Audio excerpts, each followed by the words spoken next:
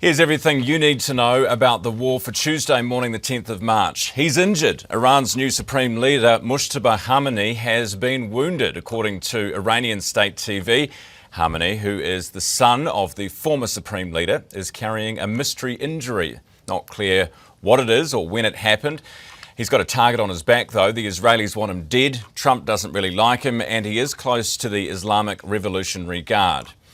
And here's proof. Dozens more missiles and drones have been shot down over the Gulf states as Iran continues to target oil sites across the region.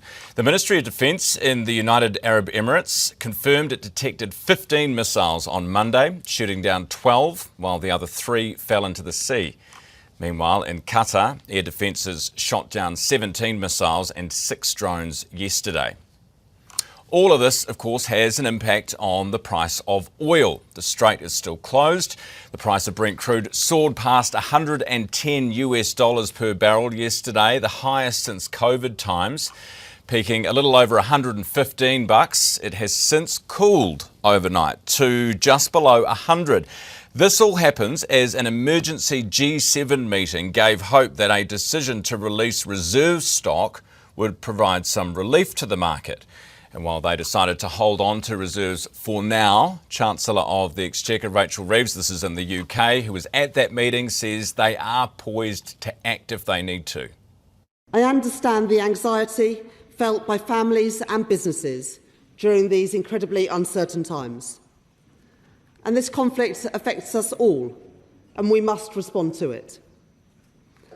I stand ready to support a coordinated release of collective International Energy Agency oil reserves.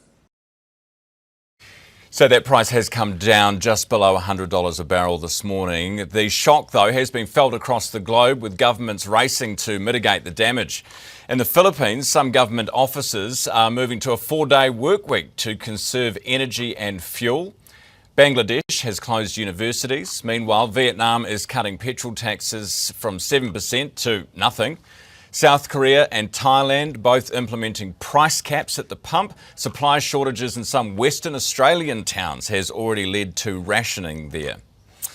Back home, our own government has stood up a ministerial oversight group to monitor the economic impact of the war. While they say they will not cut fuel excise tax, they are considering delaying the fuel tax hikes that are set to take place next year. Nicola Willis says we will withstand the shocks thanks to work the government has already done. I have been utterly consistent these past 2 years in working to remind New Zealanders, not least the opposition, that no borrowing is for free.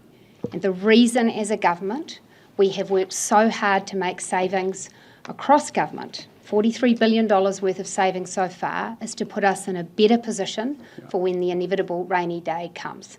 And when global shocks such as that currently occurring unwind, New Zealand is better placed if we have a lower debt position. And so I stand by our government's fiscal strategy, which has been resolutely about getting the books back into better order, reducing debt so that we're better placed to withstand future shocks. Okay, and, team, we're going to end it there. That's always been my much. position. I look forward to you asking others about theirs. And we will do that with Chris Hipkins a little later in the show. But the shocks that Nicola Willis was talking about there, how deep could they go? What does it mean for our growth? Yesterday we spoke with Westpac Chief Economist Kelly Eckold on the phone. He told us, quote, there's a decent chance of a pause in economic recovery in Q2 and perhaps into Q3, depending on how long the conflict lasts. We were hoping to see an improvement in employment. Of course, we were wanting to see an increase in job availability. The risk now is that businesses and consumers clam up and take a step back.